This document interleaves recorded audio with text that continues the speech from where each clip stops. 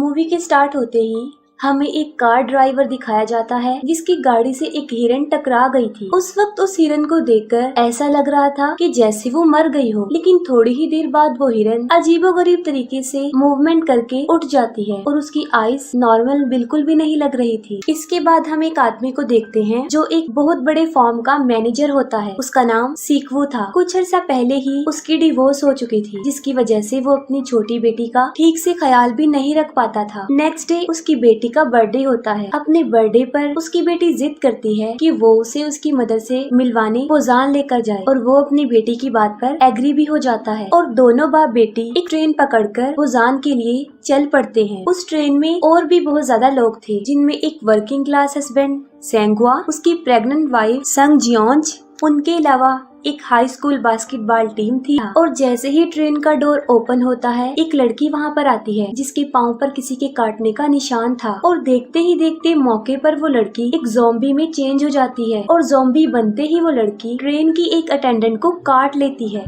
उसके काटते ही वो अटेंडेंट भी ज़ॉम्बी में बदल जाती है। बस ऐसा होते ही ये वायरस बहुत तेजी से उस ट्रेन में फैलने लगता है, जिसकी वजह से बहुत से लोग इसकी लपेट में आ जाते हैं। इस ट्रेन में ट्रेवल करने वाले कुछ पैसेंजर्स ट्रेन के उस बॉक्स को जहाँ पर ये इन्फेक्शन फैला था छोड़कर किसी दूसरे बॉक्स में चले जाते हैं और अब वो जिस बॉक्स में जाते हैं वहाँ पर ये ज़ॉम्बी इन्फेक्शन अभी तक नहीं आया था। ट्रेन की न्यूज ब्रॉडकास्ट में बताया जाता है कि ये ज़ॉम्बी इन्फेक्शन न सिर्फ उस ट्रेन में बल्कि पूरी कंट्री में फैल चुका है और मैक्सिमम लोग इसकी लपेट में आ चुके हैं। और जब ये ट्रेन किसी दूसरे स्टेशन पर जाकर रुकती है तो सारे पैसेंजर्स सिटी की तरफ भागते हैं, लेकिन बाहर निकलकर वो अपने इर्द गिर्द देखते हैं कि यहाँ तो पहले ही वो ज़ॉम्बी इन्फेक्शन बुरी तरह फैला हुआ है, जिसकी वजह से वो वापस ट्रेन की तरफ भागते हैं। ट्रेन में बैठने की भगदड़ में लोग अलग अलग डब्बों में बैठ जाते हैं। तब ट्रेन का कंडक्टर इस ट्रेन को पोजान की तरफ ले जाने का सोचता है, क्योंकि उसे रिपोर्ट मिली थी कि चंद बचे कुछ शहरों में पोजान भी एक शहर है जहाँ अभी तक ये इन्फेक्शन एंटर नहीं हो सका। सीक्वू, सेंगुआ और यंगुक ट्रेन में रास्ते ढूंढते हुए बाकी पैसेंजर से भी मिलते हैं और ये 6 के 6 लोग मिलकर ट्रेन के अगले वाले डब्बे में जाने की कोशिश करते हैं। उनकी इस कोशिश में उन्हें बहुत सारे ज़ॉम्बी से बचकर निकलना पड़ता है। अगले वाले डब्बे में और भी बहुत सारे लोग थे जो वहाँ पर सेफ बैठे थे और जब ये 6 लोग बड़ी मुश्किल से किसी तरह उस डब्बे तक पहुँच ही जाते हैं तो सेल्फिश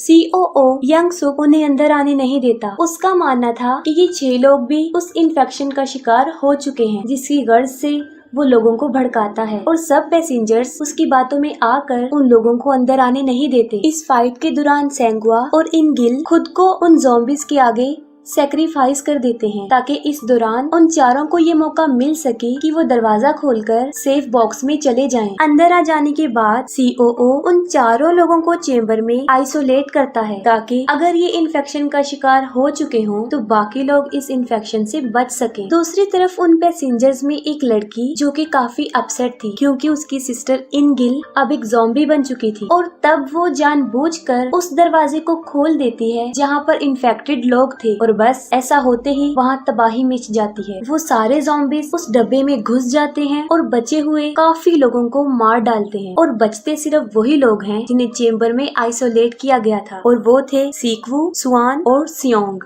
इनके अलावा COO और एक ट्रेन अटेंडेंट खुद को बाथरूम में बंद करके अपनी जान बचा लेते हैं। फिर हम देखते हैं कि इस ट्रेन का रास्ता ब्लॉक हो चुका था, जिसकी वजह ये थी कि उस स्टेशन की पटरियां बंद थी और जैसे ही वो ट्रेन अपने स्टॉप पे रुकती है बचे हुए पैसेंजर्स किसी दूसरी ट्रेन की तलाश में निकल पड़ते हैं और इसी तलाश में वो सब एक दूसरे से बिछड़ जाते हैं। वो COO एक बार फिर से खुद गर्जी का मुजाहिरा करता है। वो अपनी जान ट्रेन अटेंडेंट को उन ज़ॉम्बीज की तरफ धक्का देकर बचाता है, जिससे वो अटेंडेंट की भी मौत हो जाती है और वो सेल्फिश युनसुक बच जाता है। अब यहाँ पर युनसुक वैसे तो बच गया था, लेकिन उसे एक ज़ॉम्बी ने काट लिया था और डेफिनेटली वो खुद भी अब एक ज़ॉम्बी बन चुका था और वो बचे हुए उन लोगों पर अटैक कर देता है। सीक्वू ज़ॉम्बी युनसुक से लड़ता है, लेकिन इस फाइट में युनसुक उसे काट लेता है। सीक्वू यहाँ पर समझ जाता है कि अब क्योंकि उस ज़ॉम्बी ने उसे काट लिया है तो अनकरीब वो भी ज़ॉम्बी में बदलने वाला है। ये सोचकर वो अपनी बेटी और सियोंग को इंजन वाले रूम में बंद करता है और जाने से पहले वो अपनी बेटी से अपनी लाइफ के लास्ट वर्ड कहता है। अब जाहिर है सीक्वू ने ज़ॉम्बी बन जाना था, तो जैसे ही वो फुल ज़ॉम्बी बनता है वो ट्रेन से कूद जाता है और यहाँ पर सीक्वू काफी इमोशनल हो जाता है और वो मरते हुए भी उन मोमेंट्स को याद करता है जब उसकी बेटी बिल्कुल छोटी सी थी और उसने उसे अपने हाथों में उठाया था। और अब ट्रेन फाइनली पोजान पहुंच जाती है और तब दो लोग स्वान और स्योंग वहाँ पर उतरते हैं और ये दोनों ही थे जो उस ट्रेन में सरवाइव कर गए थे। वो आगे की तरफ जाते हैं जिसकी दूसरी तरफ कुछ सोल्जर्स थे और ये सोल्जर्स बॉर्डर को ज़ॉम्बी से डिफेंड कर रहे थे और उन दोनों को देखकर वो समझते हैं कि शायद ये दोनों भी ज़ॉम्बीज हैं और बस वो उन दोनों को शूट करने ही वाले होते हैं कि तभी उन्हें स्वान के सॉन्ग की आवाज आती है, जिससे वो समझ जाते हैं कि ये कोई ज़ॉम्बी नहीं बल्कि रियल ह्यूमन सरवाइव हैं। स्वान वही सॉन्ग गा रही थी जो वो हमेशा से अपने फादर के लिए गाना चाहती थी, लेकिन आज वो अपने फादर की डेथ के बाद उनको याद करके ये गाना गा रही थी। यहीं पर मूवी